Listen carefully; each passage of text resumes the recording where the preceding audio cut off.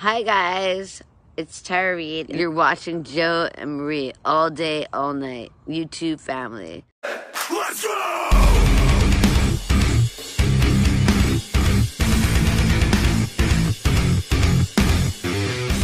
How you doing, guys? Hi, welcome back to another episode of What Didn't Make the Shelf. This is exciting episode number 8, and I got a little stack of titles. I got 10 titles, so I'm going to be here for a little bit. Our first one is a DVD. I don't know where that came from, but it's You're Not You with Hilary Swank. When an accompanied pianist diagnosed with a devastating and incurable disease, ALS, she hires a directionless young woman who becomes her full-time caregiver. Complete opposites, the strangers form a life-changing bond, inspiring each other to live life to the fullest, while being brought together by the most challenging circumstances.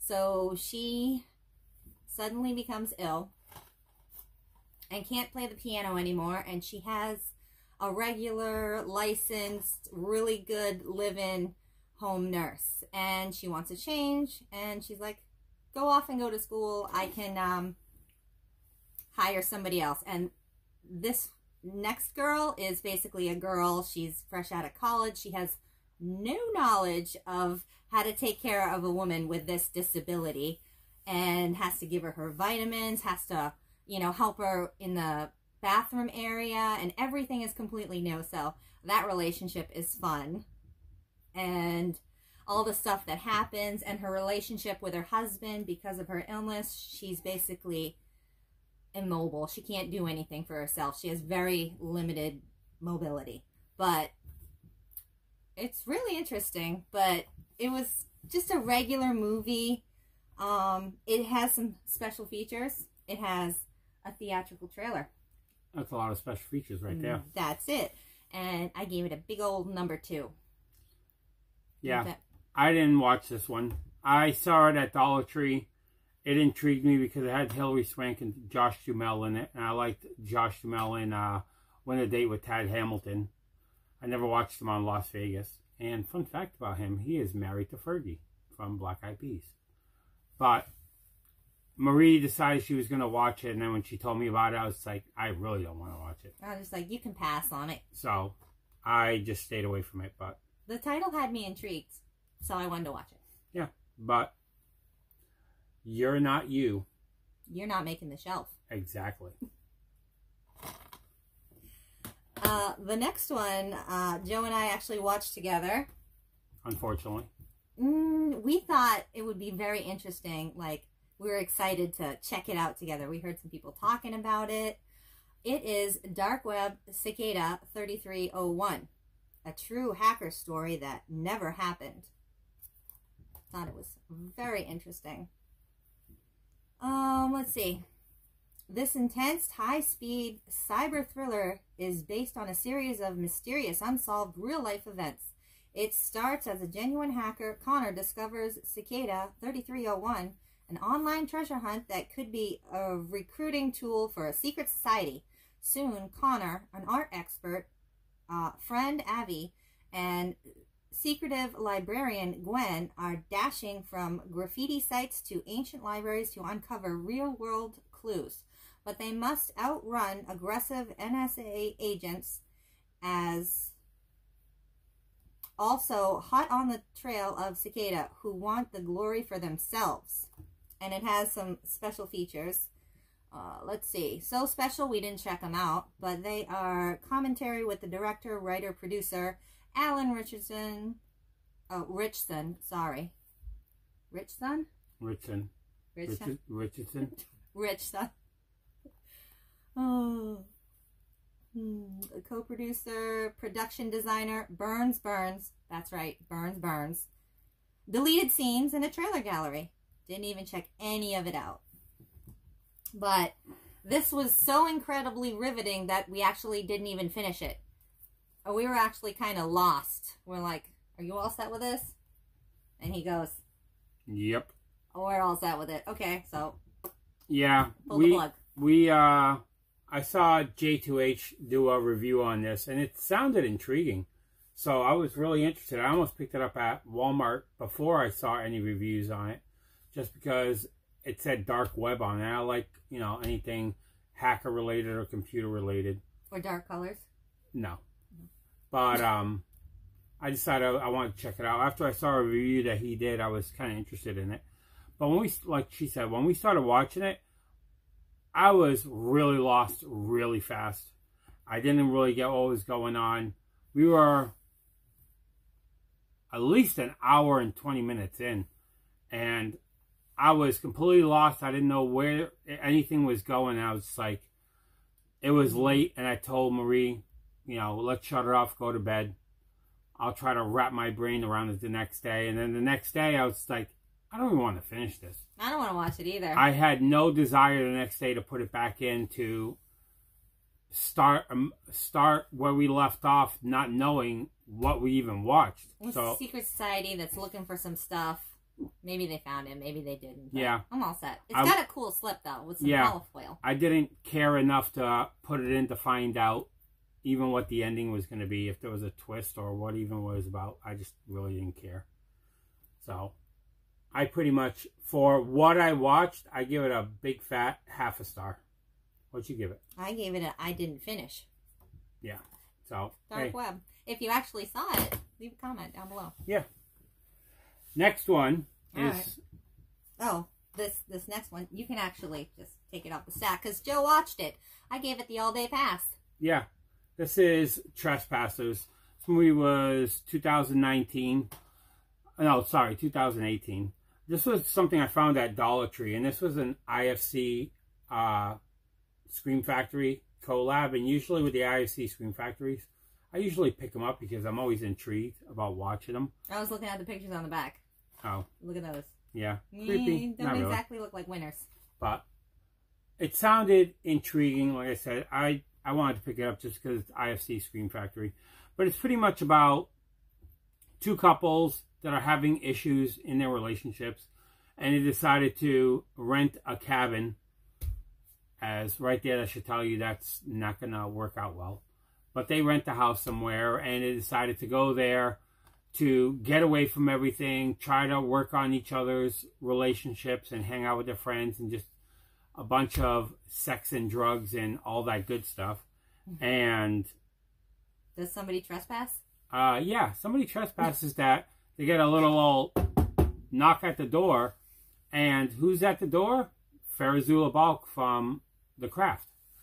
So she shows up as somebody that her car broke down and that she needs help, and she looks like, you know, just an innocent person, but there's more like more behind her eyes than what you see. So, and just insanity that goes on after that. It was all right. It was, to me, it wasn't well executed. I really didn't like the whole home invasion on this one. I'm a big fan of home invasion films. The Strangers is one of my favorites. Marie really loves Cabin 28. You're Next. All those films. Very creepy. You're Next is great. Cabin 28 is very creepy. Yeah, but this home invasion film just didn't land for me. So I just wasn't really that interested. I gave it a 1.5, but I'm pretty much locking the door on this home invasion. It's just not gonna go anywhere with me. No, it isn't. Not going anywhere. All right, this next one we watched together. This has some amazing artwork. Get ready for this. There you go. Show them the artwork first. All right. It is Infested. Look at that artwork. Giant bees, right? Killer artwork. No, the artwork is misleading. The bees are regular sized. Yeah. So if you're looking to see giant insects, no. That is not the movie for you. Invasion of the Killer Bugs. So, a funeral for one becomes a death trap for many when 5 friends are held hostage on a remote summer home infested with killer flies. Flies? Those look like bees to me. But anyway, tragic death brings the old gang back together in their hometown, and they decide to spend a weekend at a vacation getaway from their childhood. What they don't know is that the home is host to a strain of mutant flies that feed on human flesh, and one by one the flies claim their victims, inhabiting their bodies and laying more of the deadly creature's eggs, and no one is getting out alive. There is some really gory kills in here. Mm-hmm. It's okay. It's got some special features. Subtitles in English, Spanish, French, and Portuguese. Bonus features. It's got a trailer. It's tiny print. Scene selections. So you can basically skip to the next scene. That's not really nothing special for me. But anyway, interactive menus. That's it. There you go. What'd you give it? I gave it I didn't like the ending with a 2.5. When we watched this, we actually watched it together. It was okay. Like she said, the kills were decent. The cast was okay. Some of the acting was really bad in it. But, you know, for a low budget, you know, insect movie. I've seen lower budget movies that were better. This isn't low budgery, but it's low budget. Yeah, it's low budget. It doesn't make the low budgery scale. But it was all right. Like I said, you know, the way this worked was in a lab, this guy died where all of the friends came back. And the guy in the lab, actually, they think he killed himself because he actually, by accident, let these flies out, and he didn't want to, he knew what was going to happen. And these flies, what they actually did was they went inside your body through your mouth, and they can actually take over your body. And even though you're dead, you're almost like a zombie state, but not a zombie. These bugs actually controlling you. Mind control bugs. Yeah. So it was very, very weird kind of movie. It had an okay story, but it's something I could do without. Yeah. To me, it's a decent one-time watch. It's not something I'll ever put in again. So I give it a 2 for, you know, for keeping me interested throughout the whole movie, but nothing that, like I said, to write home about, and nothing I would rewatch. But I don't need to keep it. Yeah, I give it a 2. I can go infest somebody else's home. Yeah. Get some bug spray. You need some saving. Yep. Speaking of saving, the next movie is The Lifeguard with Kristen Bell. Mm-hmm. This was a slow movie. This summer, growing up is optional. So, special features, it has deleted scenes and commentary with Kristen Bell. It's basically about an older woman that is involved with a younger guy. I don't want to say too much about it, but it's average. It had a good beginning and it had a good ending. It wasn't a dumb ending. It's an okay watch, but I don't need it. It was average. It's about her relationship and how she has this fling. So there's some sex in there. Yeah. I watched this years ago. I actually watched it on TV or cable. And then years later, I found it at Dollar Tree for $1, so I picked it up again. But I told Marie to check it out, you know, because it's a decent one-time watch. But it's pretty much what she said. Kristen Bell's an older lifeguard that gets involved with somebody that's younger. I won't say how young, but younger. And just everything that happens to her. But it's a super slow burn. Mm-hmm. You know, not a lot really goes on. It progresses little by little. But it's, again, a decent one-time watch. It's something that I can't see rewatching, especially with everything that I have that I'd rather rewatch. Yeah. I want to say it's interesting. It's like a sneaker. You take the shoelaces and you lace them up. It's nice. And then the story ends and you've got your sneaker tied. Yeah. But it's a decent one-time watch.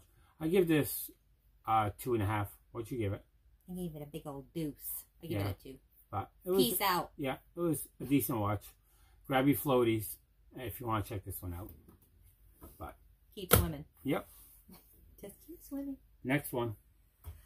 This next one, oh, that was from 2013. Yep. I've been slacking. I don't think I said the years. I'm sorry. It's okay. If you're waiting for the years, I'm sorry. But This one is from 2017. They Come For You. Was that a good horror voice? No, that was horrible. They Come For You. Okay. But this one is a film by the Wanetti brothers, and it's What the Waters Left Behind. It's got some extras, which are film footage and a photo gallery with trailers. There's some lovely artwork on the back you can show after. Mm-hmm. But basically, it's a slow story. It's not very interesting. Basically, these there was a flood, and then it dried up, and everything is all in ruins, and there's nobody there, and there's some zombie people, and then a group of these young kids go out there to film some stuff, and stuff happens.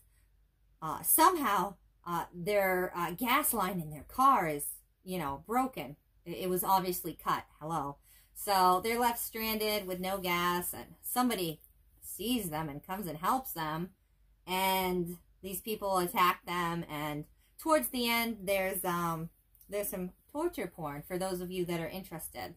Mm-hmm. And I just didn't care for the story. It didn't make my shelf. What'd you give it? I gave it a big whopping 1.5. Yeah, I watched this film, I think it was like the day before or a couple days before. I watched it as one of my late night movies, because usually I watch like my weird horror or movies that I don't think Marie's gonna really like, and I watched it that night. And I think she woke up in the middle of the night. She popped in to see what I was watching, and I think that's what intrigued her to watch it. But I thought it was okay. Like you said, it wasn't that good of a story. I would have thought it was going to be a little bit better. But I just didn't really enjoy it. I like, my low budgery, and I like my cheese and my torture porn. But when it comes to this film, it just wasn't that interesting. It had to have something besides all of that to actually keep my, interest peaked. Usually, the title and the artwork right there. Yeah, usually, because this is unearthed films, right there you should know what you're getting, because usually with unearthed films, they're pretty gory and pretty graphic. There's a couple people being gagged. Did you show the back? Yeah, I showed the back. Oh, okay. But usually with unearthed films, you're going to get like the Serbian film. Unlike a box of chocolates. Yeah, but this one just didn't really have a great story. So this one, I pretty much gave it a 1.5. So this one, is not making the shelf. It's not for us. Nope. This next one is from Dollar Tree. Holla. And we really wanted to see it. We saw some people finding it at Dollar Tree, and we were super excited to receive it as a donation surprise. Yeah, from one of our subscribers. Bill Norris. Yes. And we checked it out. From 2019, it is The Cleaning Lady. Mm-hmm. Yeah, it looks like she's wearing a mask there. This is a twisted story of obsession and love. And this is very interesting. I don't want to read the back on it. It's a slow start. It's very interesting on how everything gets woven in, like, a rope or something. But the end ruined it for me. I was like, nope, I don't want it. Like, almost everything was great, and then I got to the end, and I'm like, no, I don't want it. I was very sad at the ending. I was not happy. But we watched this one together. Yeah, we watched this one together because it was one of our Saturday or Sunday afternoon watches when Gary took a nap, because I was really interested in watching this. As she said, I really enjoyed the story. I really liked, even though it's a slow burn, especially at the beginning, it doesn't ramp up till probably like the last maybe 30 minutes of the film. You can cut out the last 20 minutes or so. Yeah. but it starts ramping up. And like I said, the story was really good. The whole execution of the film, the actors in it, I thought they all did a great job. But when the ending came... That's what knocked it off the shelf. When the ending came and the credits came up, I'm like, no. No. I'm like, this can't be the ending. I actually told Marie, hold off, let's not wake up Gary yet. I just want to rewind to like 5 minutes. Let me just watch the last 5 minutes again. You know, maybe I missed something. And I rewatched the ending, and I'm just like, I told her right there, I said, nope, it's not making the shelf. I said, I love this whole movie all the way up until the ending. The way they ended it killed the whole movie for us. Killed the whole entire movie for me. That could have knocked the whole row of movies off of that one shelf. Like, yeah, the whole would have ruined it for the whole row. Yeah, it was that, just how that ending, how the movie ended, just killed it for me. I after that I was like, I want to know part of it. But you can watch it for yourself. You don't have to take our word for it. Yeah, or if you know, if endings, the way a movie ends doesn't bother you, you might actually enjoy this. But yeah, you can, you know, like I said, it was decent. You know, maybe you'll like this, but for us, it doesn't even help mop our floors. So, hey, we let it go. Yep. Bye-bye. Bye-bye. That left me very disappointed. I gave it a 3.5 to a 1.5. I don't think I even rated it. I just talked about the ending. I gave it a 2.5. Yeah. I like the ending that much, where it dropped it down that much. But anyway, next up is Blu-ray with the slip from 2020, the year that shall not be named. It is The Call with Tobin Bell. Oh, sorry. That's okay. An eerie throwback to 80s horror. And this artwork was what had me sold to check it out. From the creator of Final Destination. And now, I love the Final Destination movies. Same. I don't think I've seen them all, but they're really good watches. If you haven't seen Final Destination movies, watch them. Watch them before you watch The Cleaning Lady or something. Or The Call. Definitely. Let's see. Lynn Shay and Tobin Bell star in this terrifying tale of death from the fall of 1987. Not really good at a horror voice. But anyway, I'll leave that to you. After a tragic accident, a group of small-town friends must survive the night in a home of a sinister couple. One by one, their worst nightmares quickly become a reality as they enter the realm of The Call.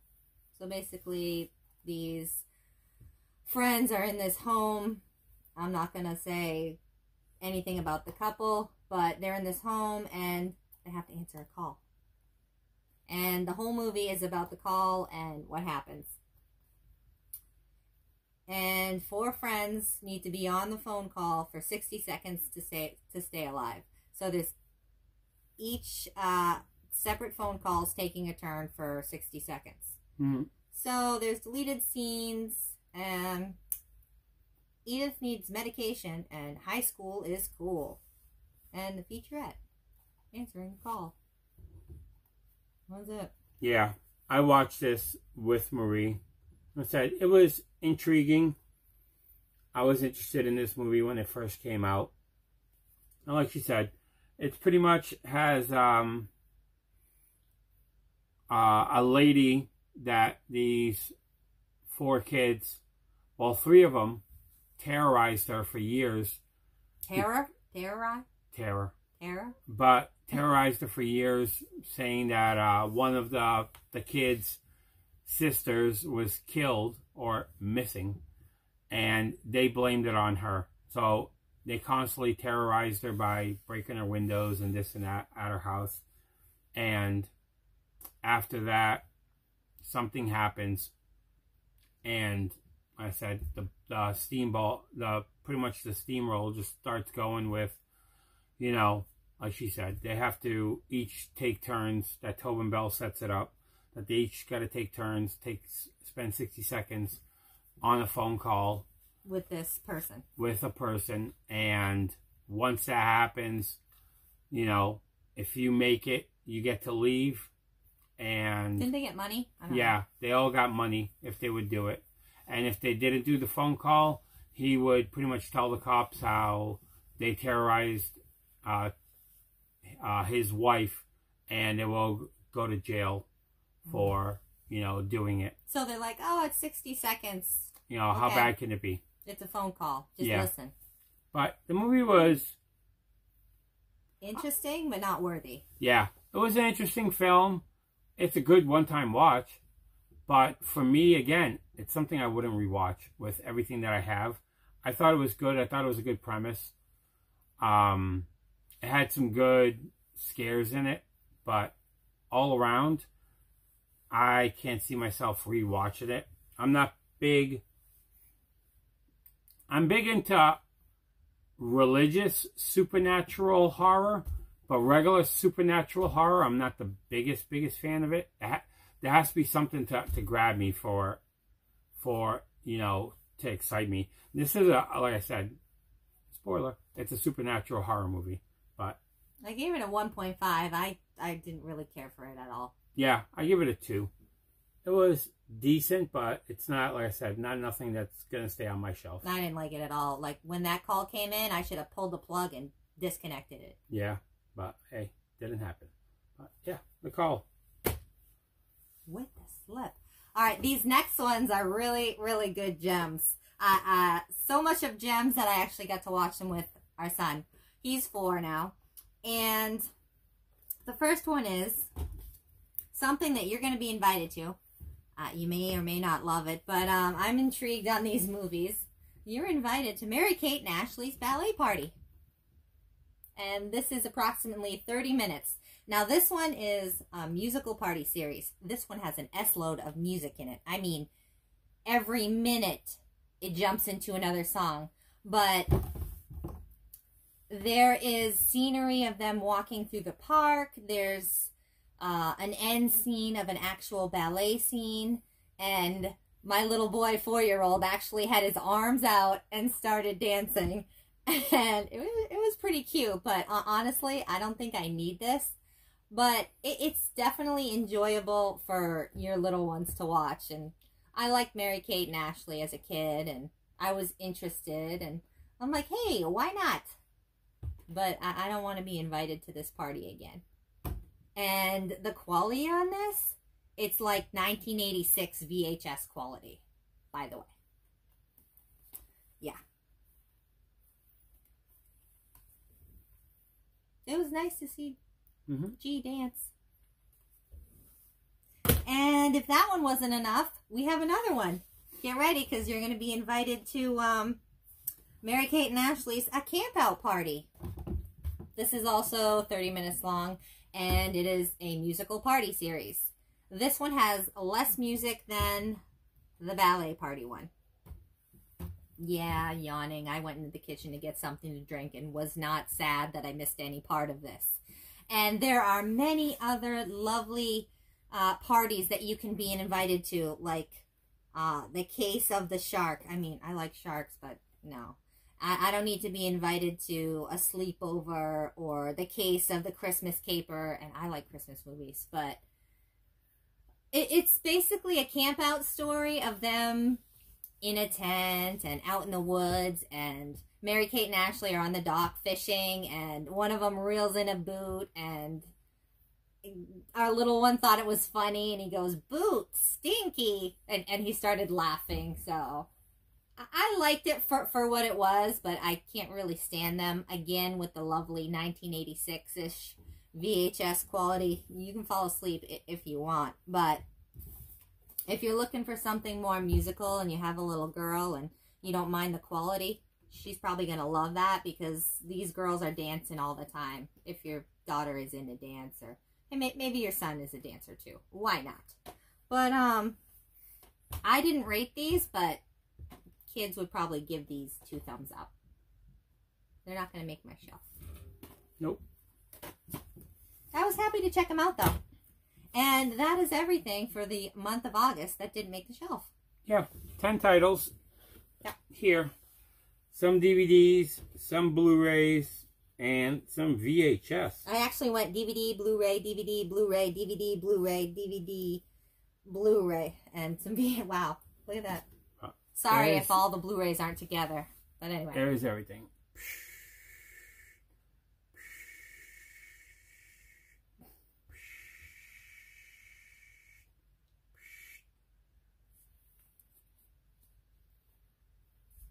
There you go.